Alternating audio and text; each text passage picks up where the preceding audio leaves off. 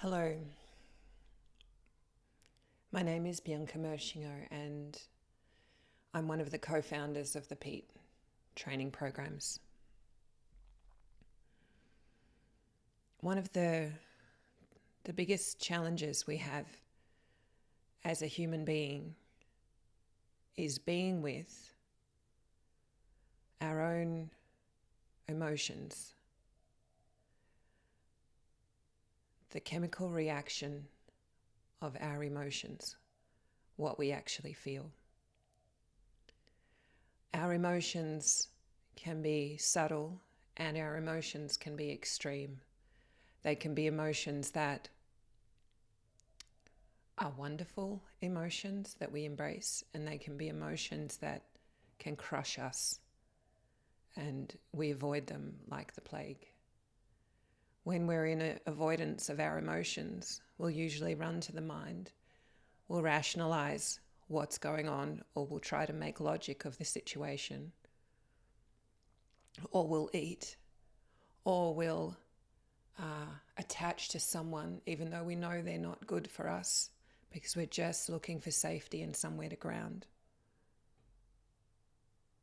Being lost in our emotions means we're losing our ability to connect with our spine, to connect with our center, to connect with the ability to connect with our logic and our rationale, and also our connection with the earth, our own legs and our ability to stand up for ourselves or stand still, or to just land in the reality of what's happening in that moment. The chemistry or the chemical reaction of the emotions can take us so far out of our center and leave us stuck in situations of addiction to people, things, places, materialism. And we lose ourselves, and innately we know that it's wrong, but we don't see a way out, because being with that emotion, being with that feeling is so terrifying. It's so explosive, or it's so unstabling. And the nature of chemistry is that it can be unstable. And for over long periods of time, if we keep band-aiding it, or we keep suppressing it, or we keep burying it, or we keep leaning on someone else, it's going to continue to build up in our bodies. It's going to continue to be repressed or blocked, and then it'll come out in this explosive nature, because we're trying to control and handle the situation as best we can. But the only way to really handle the situation is to go in and to actually let go of the judgment or the fear or the anxiety around the energy that's actually trying to move, which is identified as an emotion, as a feeling, and to just surrender to the body unraveling itself, no matter how ugly or how that comes out, whether it's through voice or through action or through tears, because it's almost impossible to gain clarity with that still repressed in your body. If we really sit back and connect with what's going on, it's the pure life force in our body that is trying to stabilize our system. It's the one thing in our body that's on our side.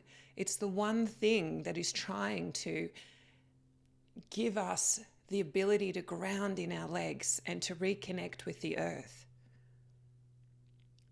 It's interesting because we go to a psychologist and we have talk therapy and we talk about it and we rationalize it and we get to the logical idea of it, But do we ever actually allow the actualization of the chemistry or the emotion of what it really needs to say, what you really need to feel? If you actually allow it to unravel, the body then settles, things become integrated, our hands change. We have then the ability to handle it again.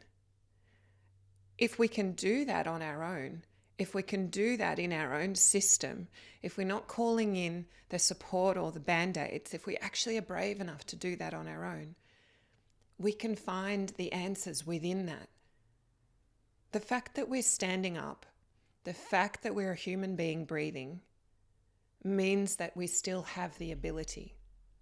We still have the ability. It's when we get lost, when our mind gets lost in what direction do we go in. Our mind gets lost in, well, this person said that and this person said that and this is the right thing to do and I've read that on social media and I should be doing this and I should be doing that. Or this person's my friend and I feel safe around them, or I can lean on my parents. Psychosomatically speaking, when we're leaning on another, we're not standing on our feet.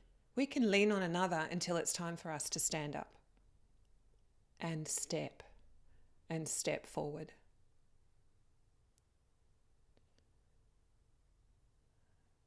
It gets to a point or a day of reckoning or a point in your life where you really have to start to listen to the chemistry of your own body.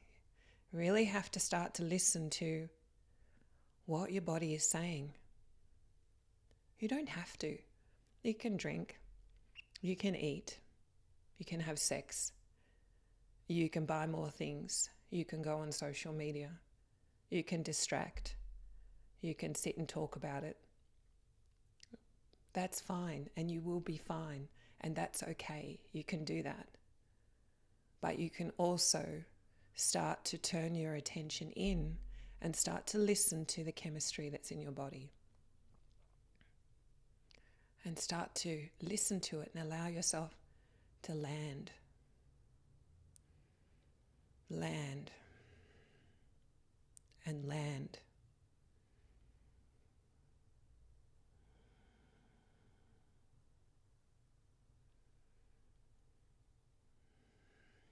And breathe.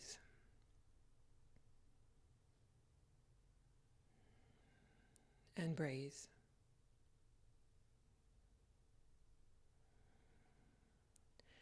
The more in that moment that we can disconnect from what's happening in our mind, the more in the moment that the body can stabilize. The closer that we go to the center of the self, the closer that we go to the acceptance of what is happening right now, the moment that we go to the validation of what is happening right now, the moment we go to the acknowledgement of this is the truth of what's happening right now, and I'm okay. It's going to pass. I'm safe in this moment. It's not about telling myself that I'm safe. It's about my body showing me that I'm safe. As soon as I turn my attention in, my body feels heard. Imagine that your body is a little child. And if a child is feeling unstable, they need their parents.